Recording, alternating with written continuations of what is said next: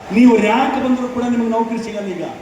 ಅದಕ್ಕೆ ಒಂದಿಷ್ಟು ತೀವ್ರವಾದ ಜ್ಞಾನಾಶಕ್ತಿ ಇರಲಿ, ದೃಢವಾದ ನಿಷ್ಠೆ ಇರಲಿ, ನಮಗದ ಏಕಾಗ್ರತೆ ಇರಲಿ, ಅಚಲ ಶ್ರದ್ಧೆ ಇರಲಿ, ಬಿಡದ ಛಲ ಇರಲಿ, ಸತತ ಪ್ರಯತ್ನ ಇರಲಿ. ಇವೆಲ್ಲವೂ ನಿಮ್ಮದಾದರೆ ಖಂಡಿತ ಯಶಸ್ಸು ನಿಮ್ಮದಾಗುವುದರಲ್ಲಿ ನನಗಂತೂ ಅನುಮಾನವೇ ಇಲ್ಲ. ಈ ಗುರುಗಳು ಏನು ಕೂತಿದ್ರು, ಅದ್ರಂಗೆ ಗುರುಗಳು ಕೂತಿದ್ರು ಅಂತ ಹೋದ್ರು. ಅಮೀನ್ಗಢದ ಒಬ್ಬ ವಿದ್ಯಾರ್ಥಿ ಹೋಗಿ ಕೇಳಿದ್ರು ಅಂತ ಗುರುಗಳ ಹತ್ರ, ಗುರುಗಳೇ ಮುಂದಿನ ಭವಿಷ್ಯದ ಬಗ್ಗೆ ಹೇಳ್ತೀರಂತೆ, ನಂದೊಂದು 2 ಪ್ರಶ್ನೆ ಹೇಳಿಬಿಡ್ರಿ ಅಂತಂದ್ರೆ. ಗುರು ಅಂದ್ರೆ ಸುಮ್ಮನೆನಾ? ಎಲ್ಲ ಗ್ರಹಗಳಲ್ಲಿ ಮಾತಾಡ್ಬೇಕಮ್ಮ ನೀವು.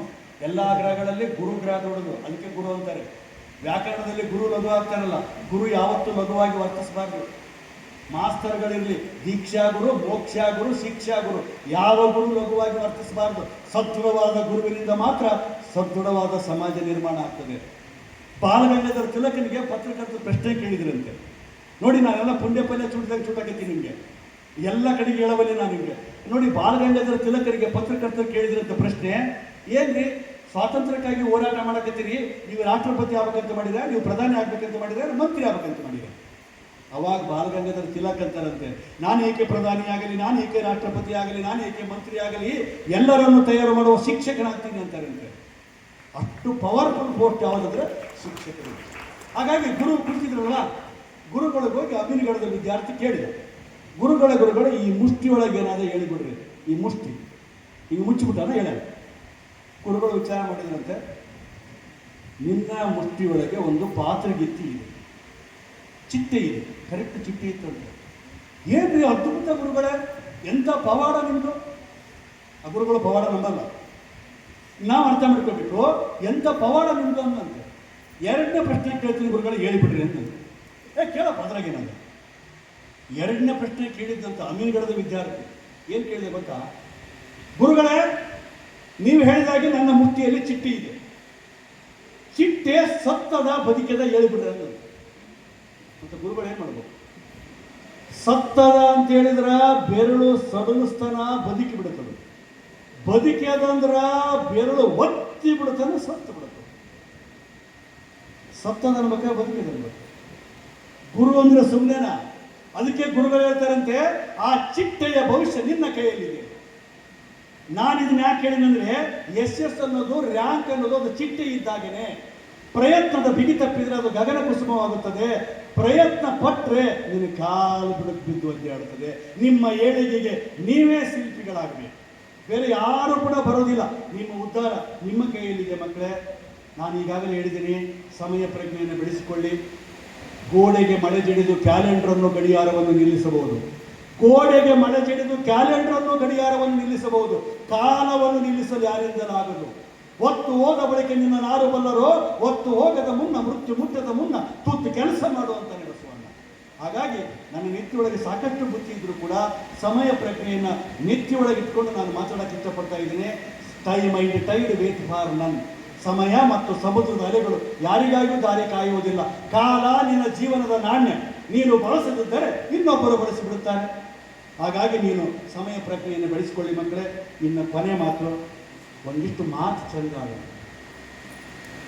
ಭಾಳ ಜನರಿಗೆ ಮಾತಾಡೋಕ್ಕೆ ಬರುವುದು, ಒದರೋದು ಎಲ್ಲರಿಗೂ ಬರ್ತದೆ. ಒದರೋದು ಬೇರೆ, ಮಾತಾಡೋದು ಬೇರೆ. ನೋಡಿ, ಊಟ ಆಯ್ತೇನ್ರಿ ಅಂತ ಯಾರಿಗೇನ ಕೇಳ್ರಿ, ಇದೊಂದು ಕಲ್ತ್ಬಿಡ್ರಮ್ಮ ಸಾಕು ನಿಮಗೆ. ಊಟ ಆಯ್ತೇನ್ರಿ ಅಂತ ಕೇಳ್ರಿ, ಆಯ್ತು ರೀ ಅಂತಾನೆ. ಊಟ ಆಯ್ತೇನಪ್ಪ ಅಂತ ಕೇಳಿ, ಆಯ್ತಪ್ಪ ಅಂತಾನೆ. ಊಟ ಆಯ್ತೇನೆಲೆ ಅಂತ, ಆಯ್ತಲ್ಲ. ಇದನ್ನೇ ಇಂಗ್ಲಿಷ್ನಾಗ give the respect, take the respect. ಇದ್ರ ಬಸವಣ್ಣ, ಅಯ್ಯ ಎಂದರೆ ಸ್ವರ್ಗ, ಎಲೋ ಎಂದರೆ ನರಕ. ರೀ ಅನ್ಬೇಕು ನಾವೆಲ್ಲ. ಕ್ಯಾ ಜಿ ಕಾನ ಹೋಗ, ಕ್ಯಾ ಬಾ ಕಾನ ಹೋಗ, ಕ್ಯಾ ಬೇ ಕಾನ ಹೋಗ.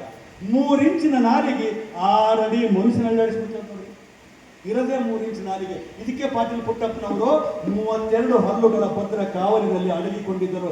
ನಾಲಿಗೆ ಒಂದೊಂದು ಸಲ ಹೊರಗೆ ಬಂದು ಅನಾಹುತ ಮಾಡಿಬಿಡುತ್ತದೆ.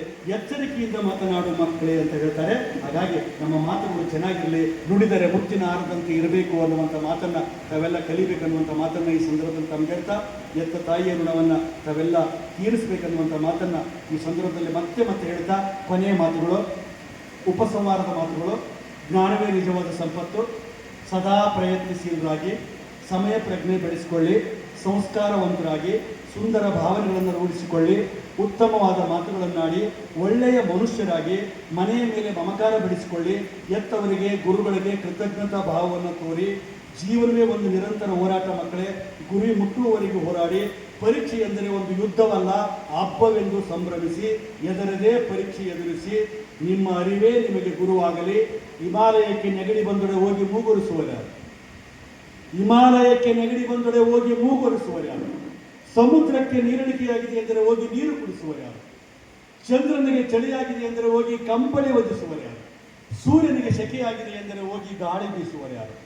ಎಲ್ಲ ಪ್ರಾಣಿಗಳಲ್ಲಿ ಶ್ರೇಷ್ಠ ಪ್ರಾಣಿಯಾದ ಮನುಷ್ಯನೇ ತಪ್ಪು ಮಾಡಿದ್ರೆ ಈ ಜಗತ್ತಿಗೆ ತಿದ್ದೋರು ಯಾರಿಲ್ರಿ? ನಿಮ್ಮ ಅರಿವೇ ನಿಮಗೆ ಗುರುವಾಗಲಿ, ನನ್ನರಿವು ನನಗೆ ಗುರುವಾಗಲಿ. ಜೀವನವೇ ಒಂದು ಟೆಸ್ಟ್ ಮಕ್ಕಳೇ. ನೀವು ಯಾರೂ ಮಾಡಬಾರ್ದಪ್ಪ ರೆಸ್ಟು, ನಿಮ್ಮೆಲ್ಲರ ಲೈಫ್ ಆಗಲಪ್ಪ ಬೆಸ್ಟು. ಎಲ್ಲದರಲ್ಲೂ ಅಮೀನ್ಗಡ ಸಂಗಮೇಶ್ವರ ಕಾಲೇಜಿನ ವಿದ್ಯಾರ್ಥಿಗಳೇ ಬರಲಿ ಫಸ್ಟು. ಇದೇ ನನ್ನ ರಿಕ್ವೆಸ್ಟು. ನಮಸ್ಕಾರ. ಭಕ್ತಿ ಎಂಬುದು ಶಿಕ್ಷಣ, ಮುಕ್ತಿ ಎಂಬುದು ಫಲವು, ಕಾಯಕದ ಯುಕ್ತಿಯ ವೃಕ್ಷವೇರಿದವರಿಗೆ ಇಹದೆಲ್ಲ ಮುಕ್ತಿ, ಇಹದೆಂಬುದು ಸರ್ವಜ್ಞ ಅಂತ ಹೇಳುತ್ತಾ ಈ ಒಂದು ಕಾರ್ಯಕ್ರಮವನ್ನು ಉದ್ದೇಶಿಸಿ ಮಾತನಾಡಿರುವಂತಹ ಮುಖ್ಯ ಅತಿಥಿ